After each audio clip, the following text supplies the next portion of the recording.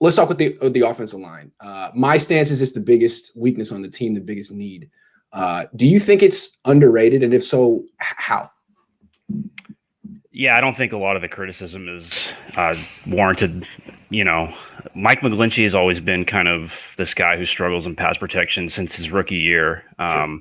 And when that whole, I guess, debate was raging on Twitter between me and you and a bunch of other people, I went back and looked at some of his rookie year stuff, some of his second year stuff, and it's all the same. Yeah. There's no difference. He's always looked like this. And I just think the difference with him this year was the offense didn't look as good as it has in the past.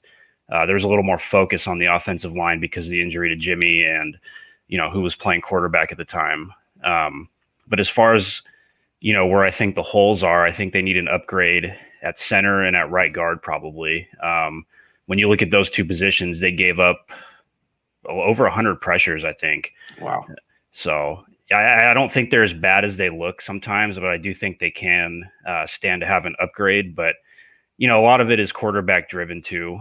You can look back, the games I can think of most clearly are probably the Washington game where, you've got a quarterback in shotgun like Mullins who doesn't get the correct depth. So anything the offensive line does, it's going to look worse because he either steps into pressure, runs into it, or, can't escape it when he needs to. So, no, I don't think they're as bad as they look.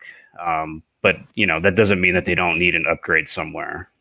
So basically it's a average plus line that's made to look worse than it is because of other factors, in your opinion? Yeah, I think so. I think they drafted some guys to mainly, anchor the running game. And so when you have offensive linemen who have one strength and not the other, it's typically what happens. Right.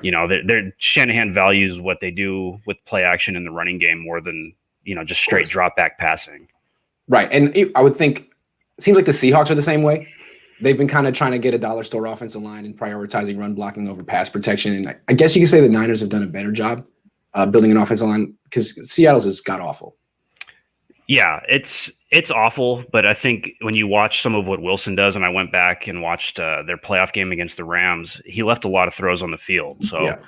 And when he complains about getting hit all the time, I mean, yeah, that's probably true. He's running around a lot, but a lot of times he's not seeing guys that are open 10, 15 yards down the field. So, he's a great quarterback, but he has his limitations there too with how he sees the field. So I don't think, I think the criticism there is warranted on both sides, but you have to look at it from an offensive line's point of view too. And certain protections are only supposed to block for a few seconds, not for 7 or 8 seconds. So, the quarterbacks could help themselves out if they would look downfield and throw when they're supposed to. And sometimes Wilson doesn't do that.